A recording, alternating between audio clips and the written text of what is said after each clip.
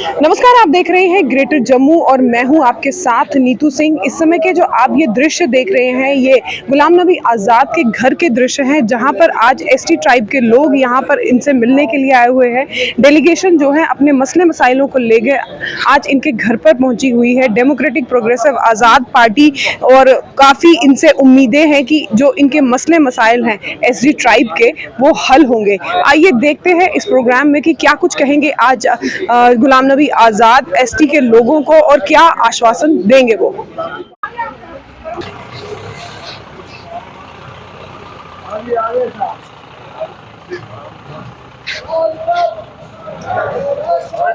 शुक्रिया। पहले तो मैं शुक्रगुजार हूँ जनाब आज़ाद साहब का, जिन्होंने हमें वक्त दिया, टाइम दिया। एक जिम्मेदारी मुझे एक छोटा सा अदना सा वर्कर समझ के आज़ाद साहब ने मुझे दी है। मैं तहे दिल से आज़ाद साहब का शुक्रगुजार हूँ और आज़ाद साहब की पूरी टीम का। आज हमारे गुज्जर बरादरी के लोग और हमारे अर्जैनी के लोग यहाँ आज़ाद साहब को मिलने के लिए आए हैं। मैंने आज़ाद साहब ये बताना चाहता हूँ कि ये मेरी बाड़ के मेरे घर के लोग हैं। मैंने कहीं किसी जगह नहीं लाए हैं, अपने एक ही जगह के, अपनी बाढ़ के, क्योंकि जो शुरुआत घर से करा है, जिसके साथ घर हो, जिसके साथ अपने हो, वो इंशाल्लाह आगे भी फाइट कर सकता है, मोहल्ले की भी जीत सकता है, कॉन्स्टिट्यूंसी भी जीत सकता है, डिस्ट्रिक्ट भी जीत सकता है, फिर आगे चला सकता है। तो सर मैं आपका शुक्रगुजार हूँ, जनाब सरूरी साहब का शुक्रगुजार हैं हम, जनाब चिप साहब का शुक्रगुजार हैं, हमारी बहन अनीता ठाकुर जी है, हमारे डीडीसी अकबाल जी हैं बलेसा से, और मेरी पूरी टीम आज़ाद साहब का शुक्रगुजार है तहे दिल से कि जिस तरह हम शाना बजाना पूरी टीम एक दूसरे की हर बरादरी को लेके चल रही है। हमें खुशी है जनाब। ये लोग जो आए हैं ये कहीं दूर दराज से नहीं, सारे सैनिक कॉलोनी चौधरी और सुजमा के लोग, एक ही जगह के लोग हैं। ये आपसे दिली प्यार करते हैं, दिली मोहब्बत करते हैं, लेकिन ये बेसहारा है, एक लावारिस कौम है, इनका कोई बाली वारिस नहीं है सिवा अल्लाह के और आपके, क्योंकि ये उजड़े लोग हैं।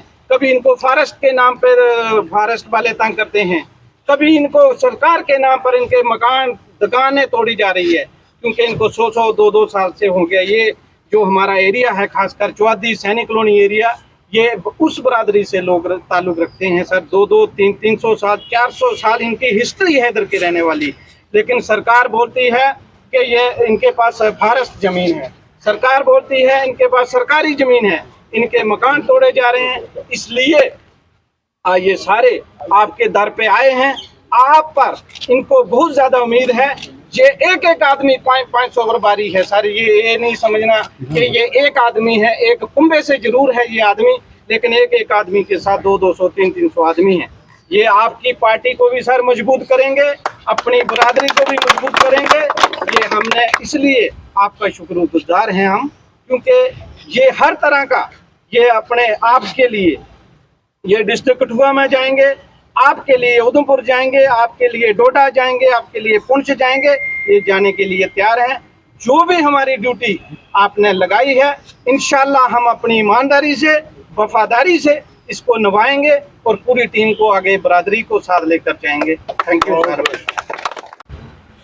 मैं चीफ मिनिस्टर के साथ रेवेन्यू मिनिस्टर, हमारी स्टेट में तकरीबन 70% आबादी, जाहिर है जहाँ मुस्लिम आबादी होगी ज़्यादा तो वहाँ होगी, जहाँ हिंदू आबादी है वहाँ होंगे उससे भी। 47 के बाद बहुत सारे लोग गए आए, तो जहाँ भी सरकारी ज़मीन थी मैदानी इलाके उसमें वो बैठे। आबादी भी 5 गुना आज़ादी के बाद हुई, तो ऐसे आसमान में तो नहीं बना सकते हैं, और कोई शहर नहीं है कि जहां नहीं बना। मुंबई में हर 2 साल के बाद कई लाख सरकारी जमीन पे उसको रेगुलराइज किया। 80 के बाद कई लाख एकड़ जमीन पे हमारी सरकार, दूसरी सरकार, किसी की सरकार, बीजेपी की सरकार, जो सरकारी जमीन पे बैठते हैं दिल्ली में। जब 75-76 में यूथ में मैं दिल्ली गया था, तो 3-4 काउंसिल जो थी वो सिर्फ शहर की। आज 70% दिल्ली है वो देहाती इलाकों में, वो सब सरकारी। और गवर्नमेंट उसको रेगुलराइज करे। तो ये कौन सी स्टेट अलग बन गई कि यहाँ 70 साल से लोग हिंदू हैं या मुसलमान हैं या गुजर हैं, नॉन गुजर है, उस सरकारी स्वाभाविक, ये तो जनरल लोग के। दूसरा, फॉरेस्ट एक्ट, सबका वायलेशन यहाँ की सरकार आज। जब मैं कांग्रेस था, कैबिनेट में था, हम ही लोगों ने, कांग्रेस की सरकार ने फॉरेस्ट का एक्ट लाया था पूरे हिंदुस्तान के, और वो था एसटी के लिए। लेकिन ये हिंदू एसटी और मुसलमान एसटी के लिए नहीं था, एसटी। जब पार्लियामेंट कानून बनाती है तो एक तबका के लिए नहीं बनाती, सबके लिए बनाती है। तो हमने कानून बनाया था पार्लियामेंट में, ये कानून बनाया था। गलती हमारे यहाँ होगी, जो पार्लियामेंट में हम तब जो कांग्रेस की सरकार थी जिसमें मंत्रिमंडल में, वहां जब हम पार्लियामेंट का कानून बनाते हैं तो एक मुश्त वो पूरे हिंदुस्तान में लागू, यहाँ लागू नहीं किया 370 का, क्योंकि यहाँ की असेंबली में उसको दोबारा से पास नहीं। लेकिन पूरे हिंदुस्तान में कानून जो बनाया हमने, वो ये बनाया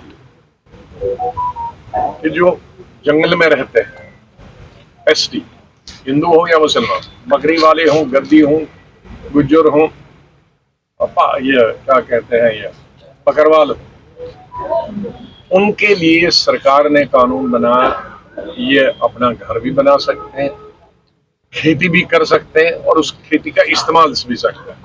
ये हिंदुस्तान गवर्नमेंट ऑफ इंडिया का काम है। आप 5 अगस्त 19 तक कोई अगर उनको निकालता तो बजा था, क्योंकि वो हमारे देश का कानून, यहाँ हमने उसको, सबने गलती की, मैंने भी गलती की उसे, क्योंकि हमें मालूम नहीं था ये सरकार आएगी ये सबको निकालेगी। हमें सरकार थी कोई 100 साल से, 150 साल से, तो कोई निकालेगा नहीं, कानून पास करो या नहीं करो।